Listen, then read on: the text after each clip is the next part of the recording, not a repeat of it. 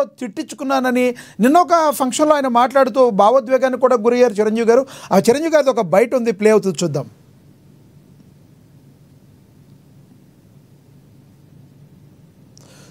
చిరంజీవి గారిది ఒక బయట ఉంది, ప్లే అవుతుంది, చూద్దామండి. రైట్. అత్యంత దగ్గరగా జర ఒక ఇన్సిడెంట్ మీతో షేర్ చేసుకోవాలనిపిస్తుంది అనమాట. ఎవరో ఒక పొలిటీషియన్, సరే ఎవరికైనా సరే నేను చాలా సాఫ్ట్ టార్గెట్, ఎవరైనా ఏదో మాట అనేసి ఏం పర్వాలేదు.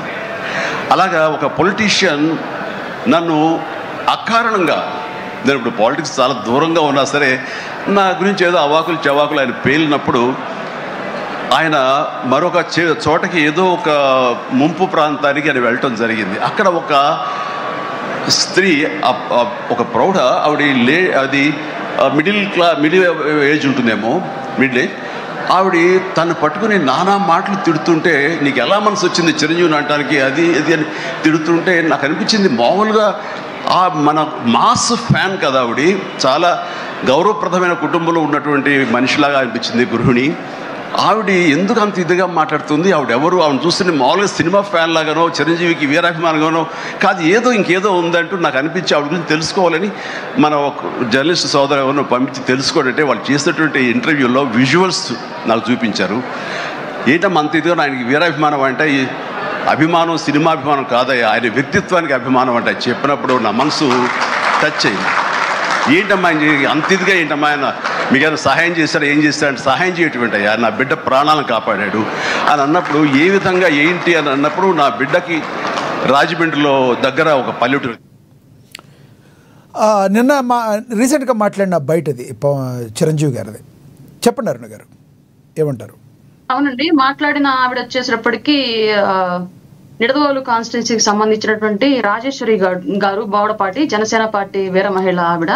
ఇన్సిడెంట్ వచ్చేటప్పటికి సిపిఎం నారాయణ గారు ఇష్టం వచ్చినట్టుగా, ఆయనకి ఎప్పుడు ఏది గుర్తొస్తే అప్పుడు ఏది మాట్లాడతారో తెలియకుండా మాట్లాడేస్తూ ఉంటాడు. అట్లాంటి వ్యక్తి చిరంజీవి గారు ఇష్టం వచ్చినట్టుగా మాట్లాడిన టైంలో ఆయన ఒక గోదావరి వరద వచ్చినప్పుడు ఒక ప్రాంతానికి పర్యటనకి వెళ్ళినప్పుడు ఆవిడ, నువ్వు పడవ దిగును చిరంజీవి ఇష్టం వచ్చినట్టుగా మాట్లాడతావరా అని చెప్పేసి అంటే, ఆవిడకంటే ఆయన ఒడ్డు మీద కూడా రాకుండా భయపడిపోయి వెళ్ళిపోయిన సంఘటన అది. లాస్ట్ ఇయర్ జరిగింది ఈ సంఘటన.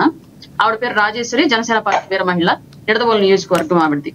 ఇట్లాంటి సంఘటనలు అన్ని కూడా ప్రతి ఒక్కరికి చిరంజీవి గారి సాఫ్ట్ కార్నర్ అండి. ఎందుకో తెలియదు కానివ్వండి, మొదటి నుంచి ఇప్పుడే కాదు, మాకు ఊహ తెలిసి మేము గమనించడం మొదలుపెట్టిన దగ్గర నుంచి ఏ రంగంలో ఎవరు ఫేమస్ అవ్వాలన్నా, ఎవరు వాళ్ళ అక్కసుని ఎలగక్కాలన్నా సరే మెగా కుటుంబాన్ని చిరంజీవి గారిని కార్నర్ చేసుకుని మాట్లాడుతూ ఉంటారు. పాపం వాళ్ళకి ఏ సంబంధం ఉండదు, వాళ్ళు ఎవరి జోలికి రారు, వాళ్ళ పనులే వాళ్ళు చేసుకుంటారు, వాళ్ళ సినిమా వాళ్ళు చేసుకుంటారు. చాత అయితే చారిటీస్ స్టార్ట్ చేసి ఇంకా 10 మందికి సహాయం చేస్తూ వెళ్లే వాళ్ళు తప్ప ఎవరు నోళ్లు కొట్టిన వాళ్ళు కాదు, ఎవరు పొట్ట కొట్టిన వాళ్ళు కాదు. వీలైతే వాళ్ళ చేతులైతే 10 మందికి పెట్టి పొట్ట నింపే వాళ్ళు తప్ప మెగా ఫ్యామిలీ నుంచి ఉన్నటువంటి అన్నదమ్ములందరూ.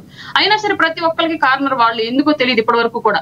ఇదే మాటలు ఇంకొక ఫ్యామిలీ నుంచి ఎవరన్నా అనమని చెప్పండి, చిరంజీవి గారు అన్న మాటలు ఎవరైనా సరే ధైర్యం చేసి బాలయ్య బాబు అనమని చెప్పండి, తెల్లారి పొద్దున ఏం జరిగిద్దో చూద్దాం.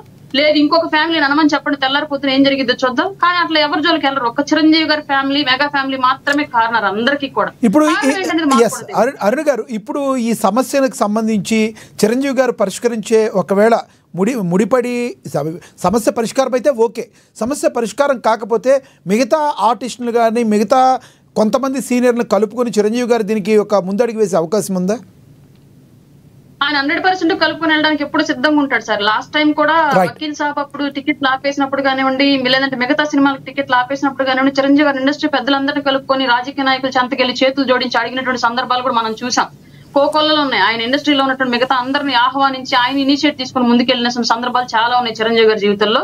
ఇది కూడా అలాగే అవుతుందేమో అని చెప్పేసి మేమైతే 100% భావిస్తున్నామండి. రైట్ అరుణ్ గారు, మరి కాసేపట్లో వస్తాం మీ దగ్గరికి. మనతోటి సినీ రాజకీయ విశ్లేషకులు, నిర్మాత త్రిపురేని చిట్టిబాబు గారు ఉన్నారు, ఆయనతో మాట్లాడదాం. చిట్టిబాబు గారు నమస్తే సార్. చిట్టిబాబు గారు, సినిమా ఇండస్ట్రీలో ఇప్పుడు ప్రజెంట్ కార్మికుల మధ్య, నిర్మాతల మధ్య ఒకంత గ్యాప్ వచ్చినట్టుగా కనబడుతుంది.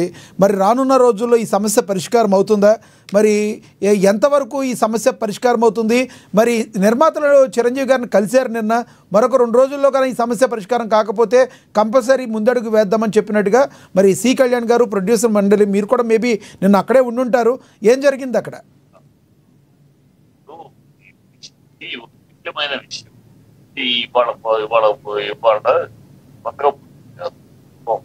మూడేళ్లుగా ఒక డెడ్ లైన్ ఇచ్చి ఆగస్టు 2025 ఆగస్టు 1కి దీని మీద ముందుకు వెళ్దామని చెప్పి అప్పుడు ఒక అగ్రిమెంట్ చేసి ఫెడరేషన్ ఓకే అనుకున్నా. ఇప్పుడు ఆగస్టు 1వ తారీఖు వచ్చింది. అయినా కూడా 30% 30%